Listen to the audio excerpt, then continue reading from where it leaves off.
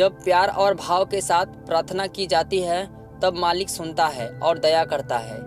जीवात्मा का हृदय आंखों के ऊपर है और वो हरा भरा हो जाता है।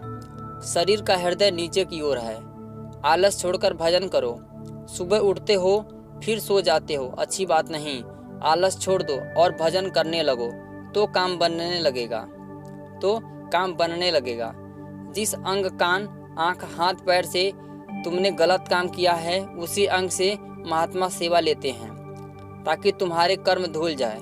सेवा से सब कर्ज भुगतान करा देते हैं।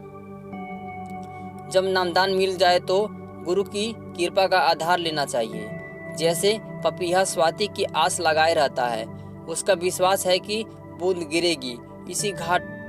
इसी तरह घाट पर बैठकर दया मांगो तो दया मिलेगी। मेहनत और ईमानदारी रहेगी तो भजन बनेगा। जब लोग महात्मा की बात नहीं मानते तो वो चुप हो जाते हैं। मूर्ख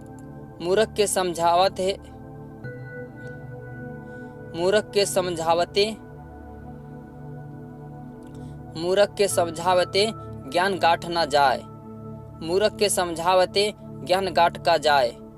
कोयला होए न उजला, 100 मन साबुन खाए। कोई तुम्हारी सच्ची बात न माने तो तुम चुप हो जाओ। ब्रह्मा पद त्रिकुटी के ऊपर गुरु का दर्शन करने के बाद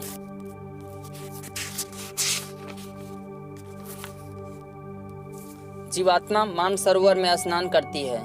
तब वो हंस रूप हो जाती है और उसे सच्ची मुक्ति अथवा मोक्ष प्राप्त हो जाता है।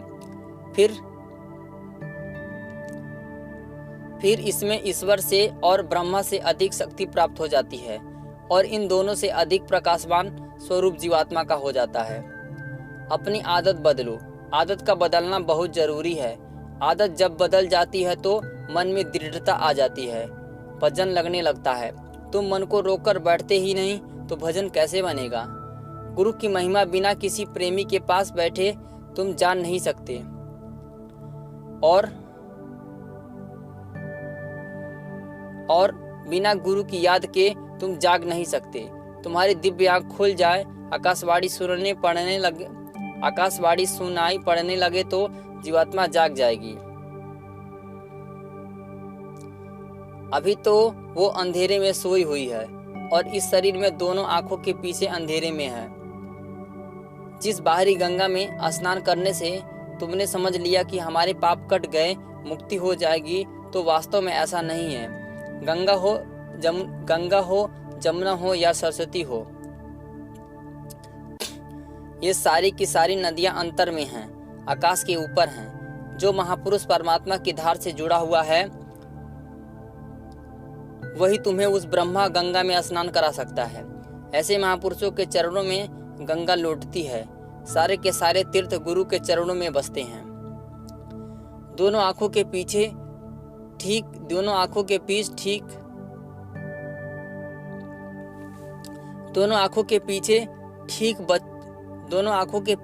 ठीक बीचों बीच में मूल चक्र है, अष्टदल कमल है। उसमें दृष्टि को लगाओ। उस कमल के खुलते ही आकाशवाणी सुनाई पड़ने लगेगी। उठते बैठते चलते फिरते हर वक्त संगीत सुनाई देता रहता है। इसी को नाम कहते हैं, शब्द कहते हैं। इस संगीत में मिठास है, शक्ति है, कशिश है। यह सर्वगुण संपन्न है। इसी संगीत को सुनकर मन वश में हो जाता है, अपनी भागदौड़ बंद कर देता है। भजन करोगे फिर जो कमाओगे उसमें बरकत मिलेगी, नहीं करोगे तो बरकत नहीं होगी। मैं तुम्हारे मतलब की बातें करता हूँ। मेरे स्वार्थ की जो बातें हो उसे न मानना और तुम्हारे मतलब की जो बात हो उसे दिल में उतार लेना। अगर राम का, कृष्ण भगवान का दर्शन करना है तो जब जीवात्मा की आंख खुलेगी तभी दर्शन होगा। जिस शरीर में वो हैं उसी शरीर को जब ये जीवात्मा धारण करेगी तब उनका दर्शन होगा। संत मत की साधना में जीवात्मा इस स्थूल शरीर को छोड़कर लिंग शरीर धारण करती है। जो ब्रह्मा विष्णु और महेश का दर्शन होता